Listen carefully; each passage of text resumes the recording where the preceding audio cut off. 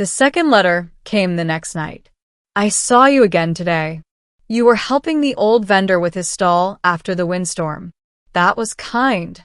That one made my stomach twist. I did help old Mikkel with his fruit stall in the lower markets, but it hadn't seemed like something worth noticing. Whoever was writing these letters had been watching me. I checked the hallway cameras that evening through my wrist console. Nothing. No glitch. No distortion. No masked figure. It was like the envelope had simply appeared. The third letter answered the question I hadn't dared ask. Please don't be frightened. I mean you no harm.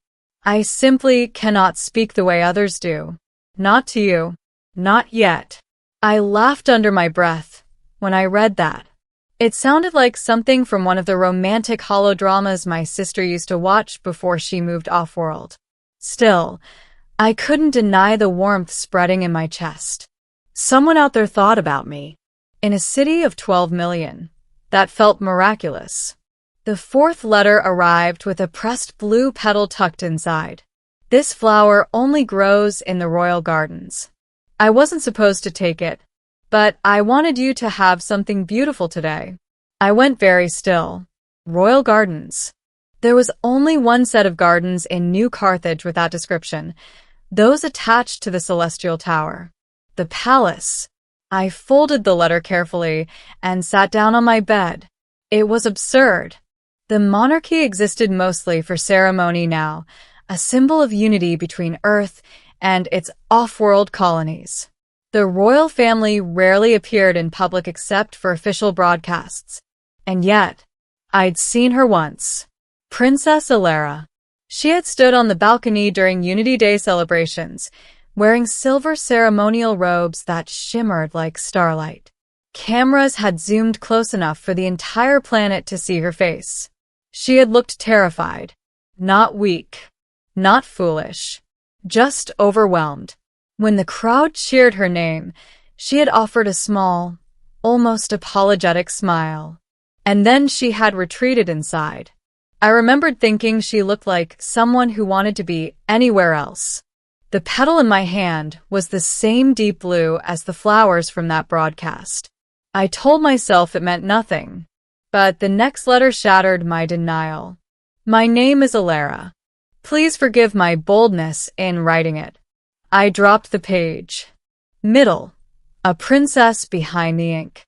The days after that felt unreal. I read and reread the letter until the paper softened at the folds. I have always struggled to speak before others, she had written. When I try, the words scatter like frightened birds. But when I write, they stay. They behave.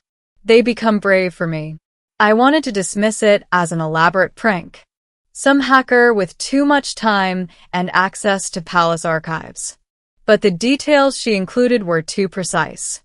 She described the weight of the ceremonial crown, the way the corridors of the celestial tower echoed at night, the fear that she would one day fail her people simply because she could not raise her voice. And she described me. You walk as though the world does not frighten you, she wrote. I envy that. When you smile at strangers, you make the city feel smaller, safer. I wasn't fearless. I was a mechanic at the orbital transit docks. My days were filled with grease-streaked hands and stubborn thrusters. But through her letters, I became someone steadier. Important. The seventh letter contained an invitation. Tomorrow, at midnight, stand on the roof of your building. Look toward the tower. My heart pounded the entire next evening. I climbed the emergency ladder to the rooftop just before midnight. The city air was cool, carrying the distant scent of rain and ionized metal. The celestial tower pierced the sky like a shard of glass. At exactly 12, a single balcony light flickered on. Then off. Then on again. 3 times. A signal. I felt foolish and exhilarated all at once. She was real. The next letter confirmed it. Thank you for looking up. Our correspondence grew deeper after that. She told me about her childhood, How tutors had mistaken her silence for disobedience. How diplomats had whispered that she lacked the strength to rule.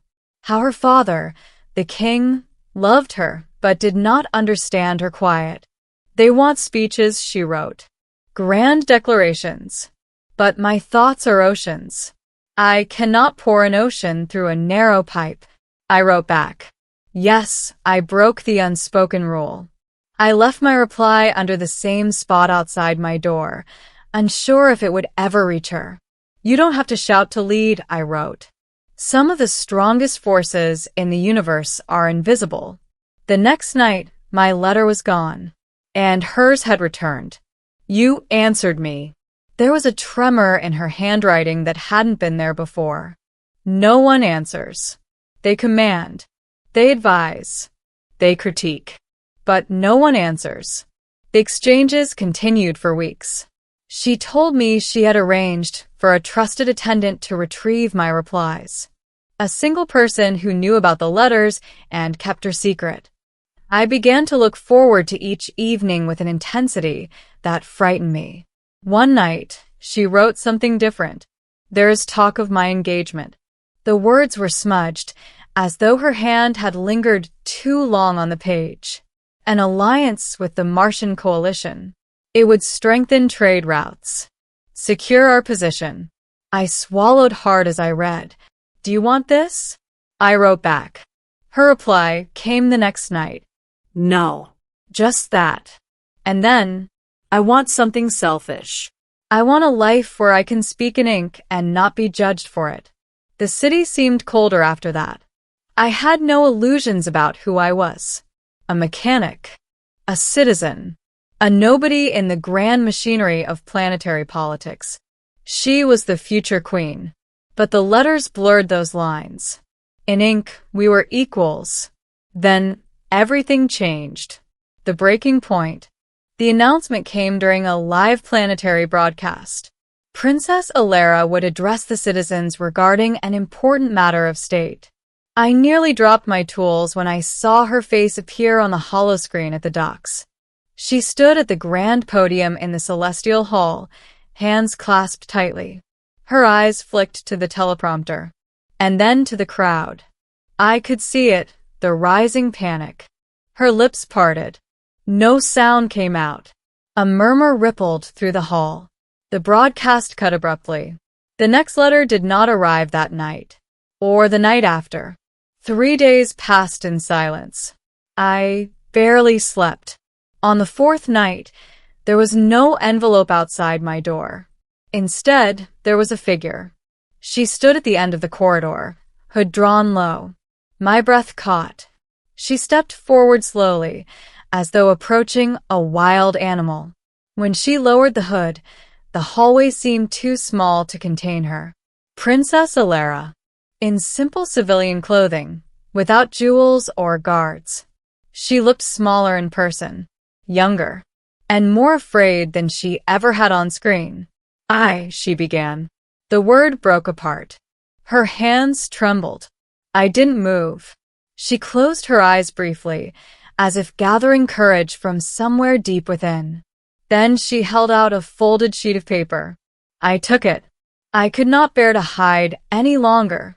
The letter read, They say I am unfit to rule because I cannot speak before crowds. They are arranging the engagement quickly now. When I looked up, she was watching my face, searching for something. You don't have to speak, I said softly. Her shoulders stiffened. I stepped closer. You've been speaking to me for months. Her throat worked as she tried again. It's different. Yes, I agreed. Because you're not alone. Something shifted in her expression then, like a door unlocking. I wanted to see you, she whispered. The words were faint, but they were there. Not ink, not paper. Voice. She swayed slightly, as though the effort had drained her. I reached out instinctively and steadied her. Her fingers curled into my jacket. They'll find me, she murmured. Then we'll give them something to find, I said. Climax. Ink becomes voice. The next day, the palace released a statement. The princess would address the planet again. But this time, it would not be a speech. It would be a letter. Live. Projected across every screen in New Carthage and beyond. When the broadcast began, she stood alone in the celestial hall. No podium. No teleprompter. Just a single sheet of paper in her hands. Her voice trembled at first, but she kept reading. She spoke of fear, of expectations, of the quiet strength that exists in those who are not loud. She admitted her struggle openly.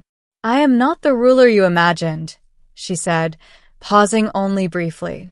"But I am the ruler you have, and I will not pretend to be someone else." She did not mention me.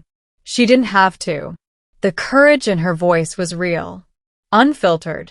By the end of the letter, the hall was silent. Then applause erupted, not polite, but thunderous. Across the docks, in the markets, in the residential towers, people stood. They weren't cheering perfection. They were cheering honesty. The engagement announcement never came. Instead, a different message spread. The princess would reform the court's communication protocols, prioritizing written addresses, smaller councils, and direct citizen correspondence. Leadership on her terms. That night, there was one final letter at my door. "You helped me find my voice." I smiled. A soft knock followed. When I opened the door, she stood there again. No hood this time. Just Alara. Not princess. Not symbol. Her eyes met mine steadily. "I still prefer writing," she admitted. I laughed. "That's okay." She stepped closer, hesitated only a moment, and then rested her forehead lightly against my chest. "May I keep writing to you?" she asked. "You'd better," I said. Ending. The future we write. Months later, the celestial tower looked different. Not physically, but its windows glowed later into the night, filled with activity. Letters from citizens streamed in daily, answered by a monarch who understood the power of quiet words. Alara never became loud. She didn't need to. Her reign began not with a roar, but with ink. And every night, no matter how busy the court became, a single envelope still appeared at my door. Sometimes it contained state secrets disguised as jokes. Sometimes it held confessions of doubt. Sometimes just a simple, "I saw you today. Thank you for being there." She learned to speak in public when necessary, but she never abandoned the letters, because they were where her courage had first lived. And as for me, I still worked at the docks, still walked through the markets, still looked up at the tower when the lights flickered. Only now, when they blinked 3 times at midnight, I knew exactly who was looking back. She had been too shy to speak. So she wrote to me. And in writing, she rewrote the future of an empire. Together.